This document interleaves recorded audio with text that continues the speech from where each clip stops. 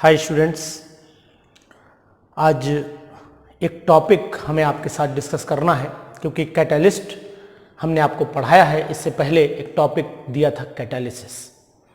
उसी कैटालिसिस में दो टॉपिक ऐसे हैं जिनको जानना जरूरी है और ऐसे कहें कि वो टॉपिक कैटालिस्ट के एक्सप्लेनेशन में ज़रूरत भी पड़ते हैं। तो कैटालिस्ट में दो टाइप हमने पढ़ने हैं। अगर हम यहाँ पर लिखें बीच में बड़ा बड़ा कैटालिस्ट, तो ये कैटालिस्ट को डिवाइड करते हैं हम चार पार्ट्स में। जैसा कि आप कैटालिस्ट पढ़ चुके हैं, मैं आपको पढ़ा चुका हूं कि कैटालिस्ट होते क्या हैं। कैटालिस्ट वो सब्सटेंस होते हैं जो किसी भी रिएक्शन के रेट को चेंज कर देते हैं। वर्ड चेंज यहां पर इंपॉर्टेंट है, यानी रिएक्शन के रेट को या तो बढ़ाते होंगे और या फिर घटाते होंगे। यहां इस चीज को मैंने इससे पहले वाली वीडियो में एक्सप्लेन कर दिया है। अब यहां जो टॉपिक बचा है कैटालिस्ट में, वो पहला है पॉजिटिव कैटालिस्ट, दूसरा है निगेटिव कैटालिस्ट, तीसरा है इंड्यूस्ड कैटालिस्ट, कैटालिसिस अगर प्रोसेस बोलते हैं तो वही बोल सकते हैं, चौथा है ऑटो कैटालिस्ट। एक चीज आपको बताऊं मैं, अगर मैं बच्चों को उनके पढ़ने के प्रति जागरूक करता हूं तो मैं पॉजिटिव कैटालिस्ट कहलाऊंगा। मेरी बात को, मेरे एग्जाम्पल को ध्यान से सुनना। मैं बच्चों को अगर ये बताऊं कि पढ़ाई एक अच्छी चीज है, जब पढ़ोगे तभी कुछ अच्छे इंसान बनोगे, इसका मतलब मैंने एक पॉजिटिव कैटालिस्ट की तरह व्यवहार किया है। यानी मैंने रिएक्शन के रेट को, उनके पढ़ाई की स्पीड को बढ़ाने की कोशिश की है, यानी मैं एक पॉजिटिव कैटालिस्ट हूं। तो पॉजिटिव कैटालिस्ट वो सब्सटेंस होते हैं, वो केमिकल सब्सटेंस होते हैं जो किसी भी केमिकल रिएक्शन के रेट को एक्सेलरेट कर देते हैं, बढ़ा देते हैं।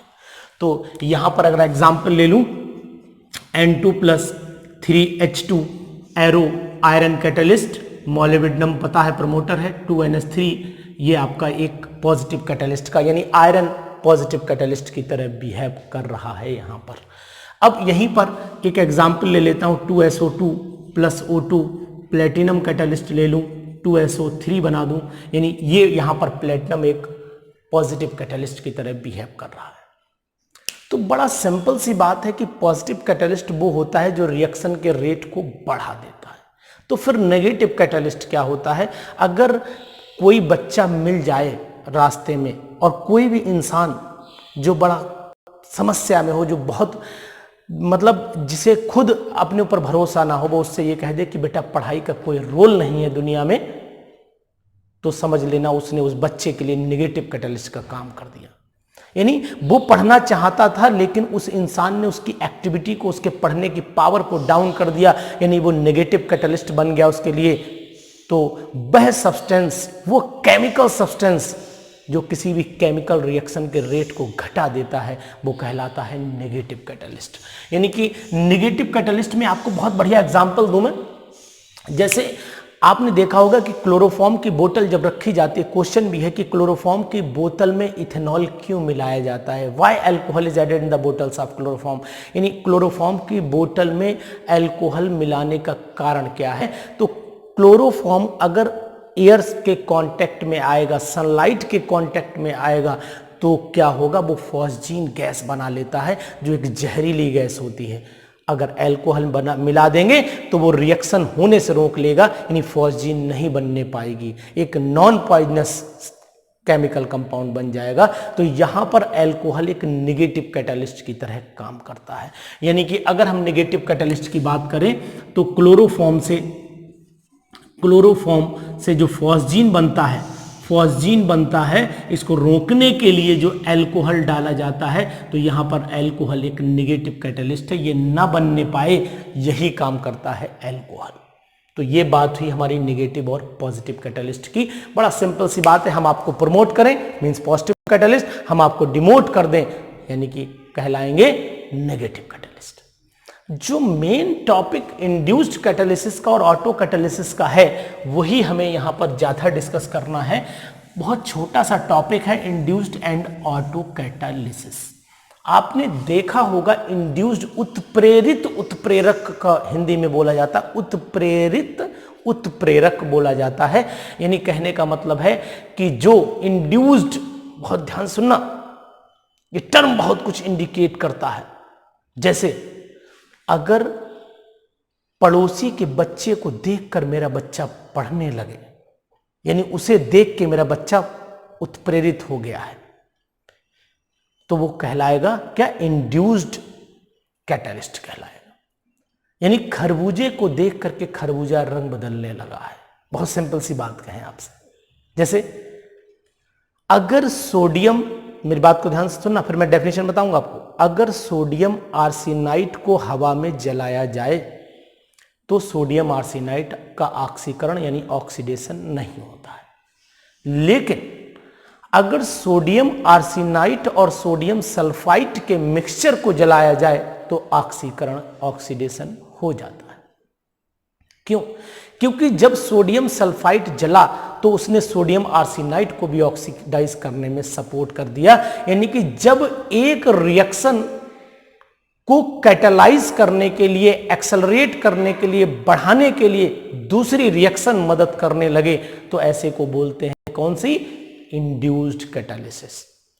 यानी कि वह कैटालिस्ट, वह रिएक्शन जो एक अपने आप नहीं चल रही है लेकिन दूसरे की, जब दूसरी रिएक्शन चलती है तो उसके साथ चलना शुरू कर देती है, तो ऐसा बन जाता है इंड्यूस्ड कैटालिसिस।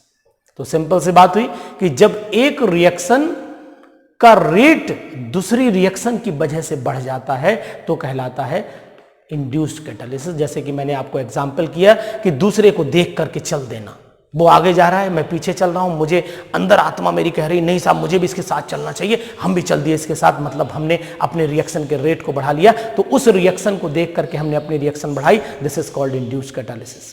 तो मैंने आपको एग्जांपल भी दिया कि सोडियम आर्सेनाइड अकेला नहीं जलता है, लेकिन सोडियम आर्सेनाइड तो सोडियम सल्फाइड का मिक्सचर अगर जलाएं तो जल जाता है, क्योंकि सोडियम सल्फाइड का जलना ही सोडियम आर्सेनाइड के लिए इंड्यूस्ड कैटालिसिस का काम कर रहा है। तो ये बात हुई इंड्यूस्ड कैटालिसिस की। अब बात कर लेते हैं ऑटो कैटालिसिस की। तो क्या होता है ऑटो कैटालिसिस?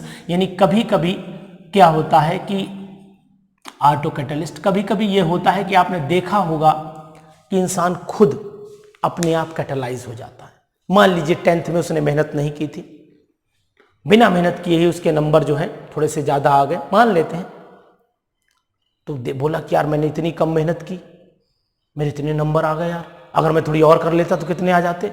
यानी कहने का मीनिंग है कि वो खुद कैटलाइज हो गया। उन्हें देखा अरे 10th में मेरे इतनी मेहनत पे इतने आए तो मैं 12th में जान लगा दूंगा, मेरी बहुत मेहनत पे और अच्छे नंबर आ जाएंगे। तो कहने का मतलब ये है कि जब कोई रिएक्शन में प्रोडक्ट बन जाता है और वही प्रोडक्ट रिएक्शन के रेट को बढ़ाने लगता है तो बोलते हैं उसे हम लोग ऑटो कैटालिसिस। जैसे कि अगर हम ले एक रिएक्शन बताऊं आपको, KMnO4 ले, KMnO4 लिया, 3H2SO4 लिया, इसकी रिएक्शन की बना K2SO4 plus 2MnSO4 plus 3H2O plus 5 nascent oxygen. अब अगर ये हमने ऑक्जेलिक एसिड में मिला दिए, ये फार्मूला है ऑक्जेलिक एसिड का, ये 5 ऑक्सीजन हमने ऑक्जेलिक एसिड में मिला दिए तो बन गया यहाँ पर 10 CO2 निकल जाएंगे और 5 H2O निकल जाएंगे। तो 10 दूनी 20, 5 25, 5 दूनी 10 और 10 20 5 25, यानी बैलेंस है। तो कहने का मीनिंग ये हुआ कि जब का जो ऑक्जेलिक एसिड है, ऑक्जेलिक एसिड का ऑक्सीडेशन अपने आप बढ़ने लगता है जैसे जैसे रिएक्शन प्रोसीड करती है। कारण क्या है? क्योंकि एमन, इसमें जो प्रोडक्ट बना है एमन di positive manganese di positive ion, यही रिएक्शन के रेट को बढ़ा देते हैं। तो बहुत सिंपल सी बात है, जब किसी रिएक्शन में बनने वाला प्रोडक्ट ही कैटलिस्ट का काम करने लगे तो वो रिएक्शन कहलाती है ऑटो कैटालिसिस, और वो जो सब्सटेंस रिएक्शन के रेट को बढ़ा देता है वही कहलाता है कि ऑटो कैटलिस्ट क्या होते हैं, नेगेटिव पॉजिटिव कैटलिस्ट क्या होते हैं, ये सब मैंने आपको एक्सप्लेन किया। इसी एक्सप्लेनेशन में एक टॉपिक जो हमें डिस्कस करना है उसका नाम है शेप सेलेक्टिव कैटालिसिस। तो हम टॉपिक डाल लेते हैं शेप सेलेक्टिव कैटालिसिस। यहां पर टॉपिक हमारा है shape selective catalysis. Shape selective catalysis होता क्या है?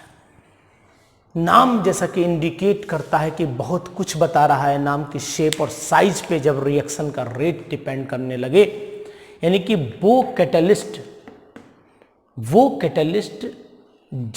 जो किसी भी रिएक्शन की एक्टिविटी, किसी भी रिएक्शन का रेट अपने पोर साइज, स्ट्रक्चर और साइज ऑफ रिएक्टेंट और प्रोडक्ट पर भी डिपेंड करता हो, वो कहलाता है शेप सेलेक्टिव कैटालिस्ट।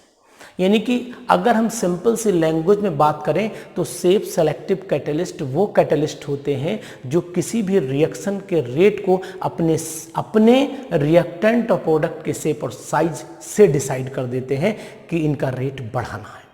आपने कभी मधुमक्खी का छत्ता देखा है?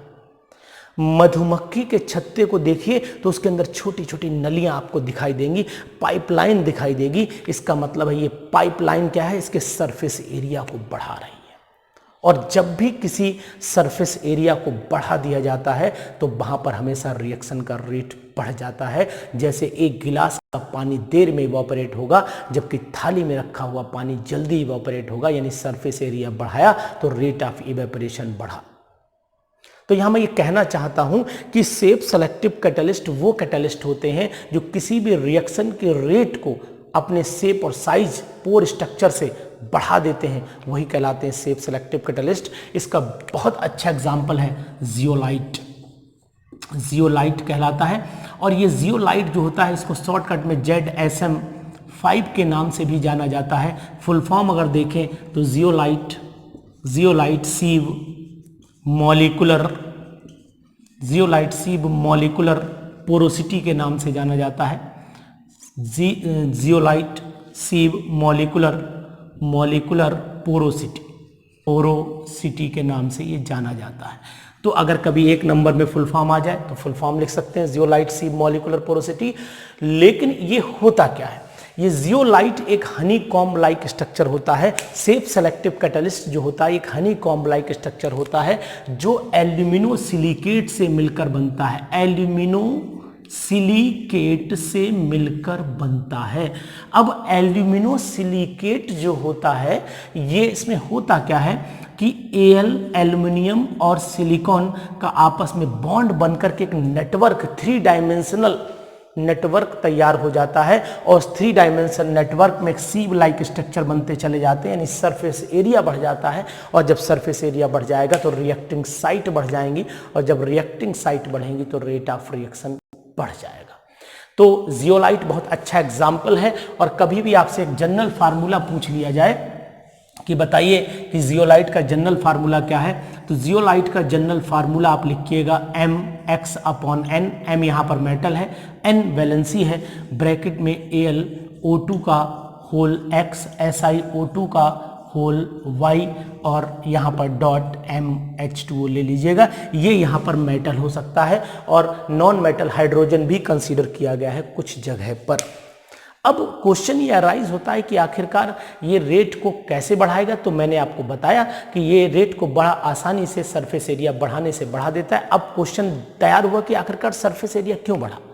क्योंकि हनी कॉम्ब में देखा कि हनी कॉम्ब लाइक स्ट्रक्चर है इसका, हनी मधुमक्खी के छत्ते की तरह स्ट्रक्चर है, उसके अंदर नलियां होती है और नलियों से सरफेस एरिया बढ़ जाता है। ये बात मैं अभी आपको थोड़ी देर पहले बता चुका हूँ। इसका यूज क्या है? ये आपका जो ZSM5 है, जियोलाइट है, इस जियोलाइट का सबसे ज़्यादा योग पेट्रोलियम इंडस्ट्रीज में होता है, आइसोमेराइजेशन करने में होता है, क्रैकिंग ऑफ हाइड्रोकार्बन्स में फॉर्मेशन ऑफ पेट्रोलियम जब बनता है तो क्रैकिंग बड़े लॉन्ग चेन हाइड्रोकार्बन को स्मॉल चेन हाइड्रोकार्बन में तोड़ने के लिए डेटसम 5 का यूज किया जाता है। बच्चों एक चीज आपको जानना और जरूरी कि आखिरकार कैटालिस्ट, मन में क्वेश्चन आता है कैटालिस्ट रिएक्शन के रेट को बढ़ाता क्यों और कैसे बढ़ाता है।